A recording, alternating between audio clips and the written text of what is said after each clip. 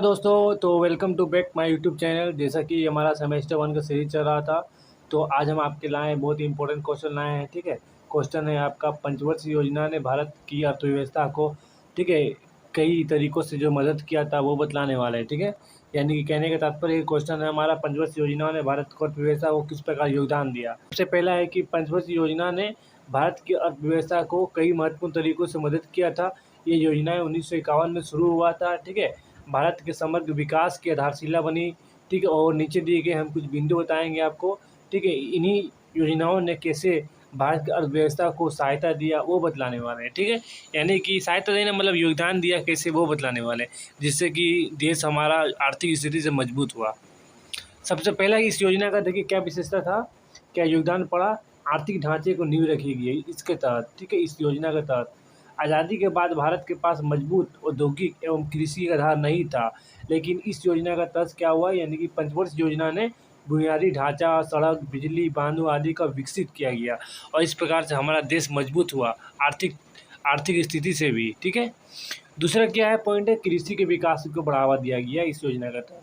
पहली एवं दूसरी योजनाओं में जैसे कि हरित क्रांति, सिंचाई योजना, उर्वरक उपयोग, कृषि अनुसंधान को बढ़ावा दिया गया, जिससे क्या हुआ कि खाद्य उत्पादन बढ़ा, भारत खाद्य आत्मनिर्भर बन सका।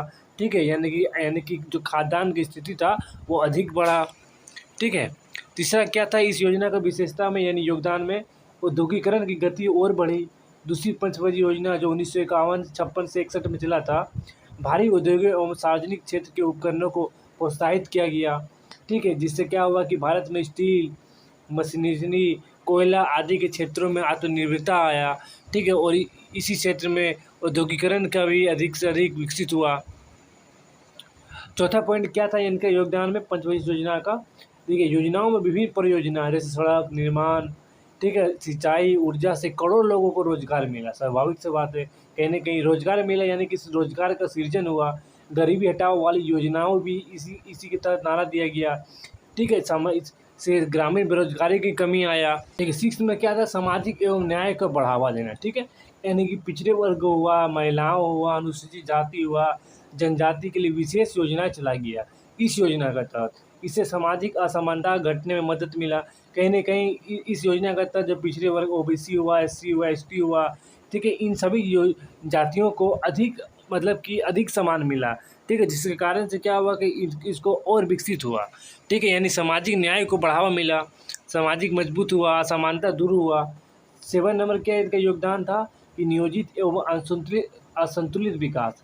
ठीक है, पूरे देश के क्षेत्र जैसे गांव, शहर, पूर्व पश्चिम को साथ लेकर चलने की कोशिश किया गया इस योजना के तहत। इससे क्षेत्र असंतुलन कम करने में सहायता मिला, जिससे क्या हुआ कि संतुलित विकास हुआ, एक संतुलित राष्ट्र का विकास हुआ।